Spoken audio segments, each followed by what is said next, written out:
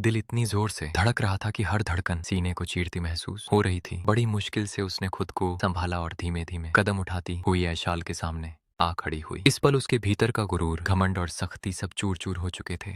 आज वह वो एजा नहीं थी जो कभी पूरे घर पर हुक्म चलाती थी, जो दूसरों को अपने से छोटा समझती थी। आज उसके सामने सिर्फ एक डरी हुई और अंजाम से सहमी औरत खड़ी थी। जैसे ही ऐशाल ने उसकी तरफ देखा, ऐजा के हाथ बेकाबू होकर कांप उठे। अगले ही पल वह दोनों हाथ जोड़कर अचानक ऐशाल के पैरों में गिर पड़ी। आंसू रुकने का नाम नहीं ले रहे थे। आवाज लड़खड़ा गई थी। ऐशाल, खुदा के वास्ते मुझे माफ कर दो प्लीज।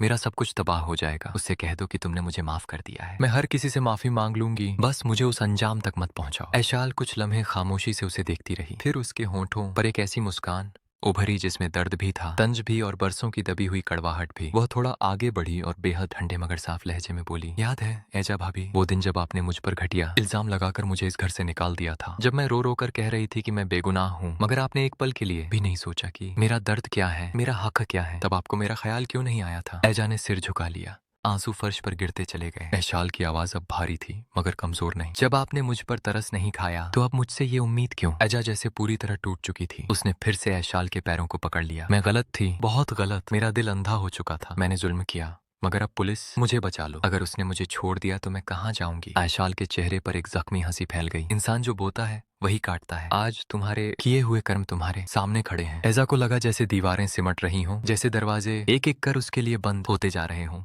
उसी पल बाहर से एक गूंजती हुई आवाज आई जिसने पूरे घर को हिला दिया। एजा, ये असद की आवाजें थी। सब लोग घबराकर बाहर की तरफ दौड़े। ऐशाल भी आगे बढ़ी। ऐजा सहमी हुई दरवाजे की तरफ देखती रही। कदम अपने आप पीछे हटने लगे, मगर अंजाम से कोई नहीं भाग सकता। कांपते हुए कदमों के साथ वह असद के सामने आ खड़ी हुई। असद, प्लीज एक बार मेरी बात सुन लो। असद ने उसकी तरफ देखा तक नहीं। उसके चेहरे पर ऐसा गुस्सा था जो पहले कभी नहीं दिखा था। अब बातों का वक्त खत्म हो चुका है, उसने सख्ती से कहा। जो हो गया वो बदला नहीं जा सकता। अब सिर्फ सजा बाकी है। ऐजा रो पड़ी। मुझे थोड़ा वक्त दे दो मेरे माँ बाप। असद का लहजा बर्फ से भी ठंडा हो गया। मेरा दिल अब तुम्हें और बर्दाश्त नहीं कर सकता। अपना सामान उठाओ और इसी वक्त इस घर से निकल जाओ। आज के बाद कभी मेरे सामने मत आना। ऐजा जैसे पत्थर बन गई। चारों तरफ देखा मगर कहीं कोई सहारा नहीं था। वही घर, वही लोग, मगर आज सब उससे बेगाने थे। ऐशाल एक तरफ खड़ी खामोशी से सब देख रही थी। उसकी आंखों में सालों की नाइंसाफी, सब्र और आज का सुकून साफ झलक रहा था। ऐजा के होंठों से बस एक जुमला निकला, मैंने सब कुछ खो दिया। ऐशाल ने धीमे से कहा, जो दूसरों को रुलाता है उसे कभी चैन नहीं मिलता। ये दुनिया अपना हिसाब जरूर लेती है।